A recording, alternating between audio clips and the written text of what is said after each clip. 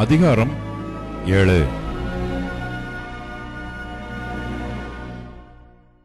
இப்படிப்பட்ட வாக்குத்தத்தங்கள் நமக்கு உண்டாயிருக்கிறபடியினால், பிரியமானவர்களே, மாம்சத்திலும் ஆவியிலும் உண்டான எல்லா அசுசியும் நீங்க நம்மை சுத்திகரித்துக் கொண்டு பரிசுத்தமாகுதலை தேவ பயத்தோடே பூரணப்படுத்த கடவோம். எங்களுக்கு இடம் கொடுங்கள். நாங்கள் ஒருவனுக்கும் அநியாயம் செய்யவில்லை, ஒருவனையும் கெடுக்கவில்லை, ஒருவனையும் வஞ்சிக்கவில்லை. உங்களை குற்றவாளிகள் ஆக்கும் பொருட்டாக இப்படி நான் சொல்லுகிறதில்லை. முன்னே நான் சொல்லியபடி உங்களுடனே கூட சாகவும் கூட பிழைக்கவும் தக்கதாக எங்கள் இருதயங்களில் நீங்கள் இருக்கிறீர்களே. மிகுந்த தைரியத்தோடே உங்களுடன் பேசுகிறேன். உங்களை குறித்து மிகவும் மேன்மை பாராட்டுகிறேன். ஆறுதலால் நிறைந்திருக்கிறேன். எங்களுக்கு உண்டான சகல உபத்திரவத்திலேயும் பரிபூர்ண சந்தோஷமாயிருக்கிறேன். எப்படியென்றால், நாங்கள் மக்கதோனியா நாட்டிலே வந்தபோது எங்கள் சரீரத்திற்கு இளைப்பாறுதல் ஒன்றும் இல்லாமல் எப்பக்கத்திலேயும் உபத்திரவப்பட்டோம். புறம்பே போராட்டங்களும் உள்ளே பயங்களும் இருந்தன. ஆகிலும் சிறுமைப்பட்டவர்களுக்கு ஆறுதல் செய்கிற தேவன் தீத்து வந்ததினாலே எங்களுக்கு ஆறுதல் செய்தார். அவன் வந்ததினாலே மாத்திரமல்ல, உங்கள் வாஞ்சையையும் உங்கள் துக்கிப்பையும் என்னை பற்றி உங்களுக்கு உண்டான பக்தி வைராக்கியத்தையும் அவன் கண்டு உங்களால் அடைந்த ஆறுதலை தெரியப்படுத்தினதினாலும் நானும் ஆறுதல் அடைந்து அதிகமாய் சந்தோஷப்பட்டேன்.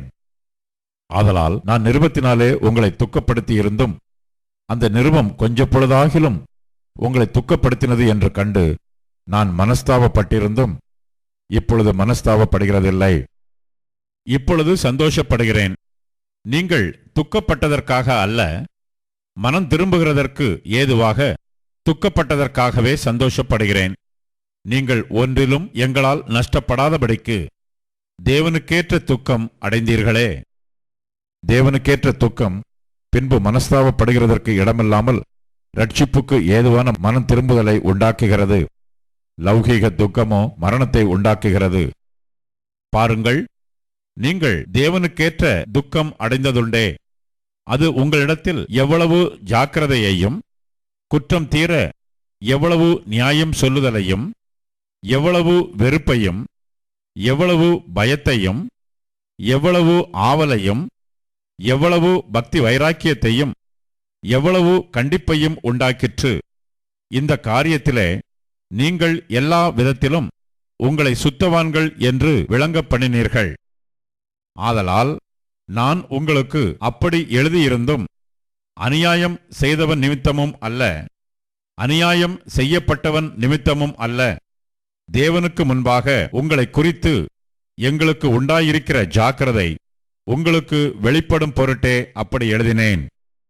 இது நிமித்தம் நீங்கள் ஆறுதல் அடைந்ததினாலே நாங்களும் ஆறுதல் அடைந்தோம். விசேஷமாக தீத்துவனுடைய ஆவி உங்கள் அனைவராலும் ஆறுதல் அடைந்ததினாலே அவனுக்கு உண்டான சந்தோஷத்தினால் அதிக சந்தோஷப்பட்டோம். இப்படி இருக்க உங்களுக்கு புகழ்ச்சியாய் நான் அவனுடனே சொன்ன யாதொன்றை குறித்தும் வெட்கப்பட மாட்டேன். நாங்கள் சகலத்தையும் உங்களுக்கு சத்தியமாய் சொன்னது போல தீத்துவுடனே நாங்கள் உங்களுக்கு புகழ்ச்சியாய் சொன்னதும் சத்தியமாக விளங்கிற்றே. மேலும் நீங்கள் எல்லாரும் கட்டளைக்கு அமைந்து பயத்தோடும் நடுக்கத்தோடும் தன்னை ஏற்றுக்கொண்டதை அவன் நினைக்கையில் அவனுடைய உள்ளம் உங்களை பற்றி அதிக அன்பாயிருக்கிறது. ஆகையால் எல்லா விதத்திலும் உங்களை குறித்து எனக்கு திட நம்பிக்கை உண்டாயிருக்கிறது என்று சந்தோஷப்படுகிறேன்.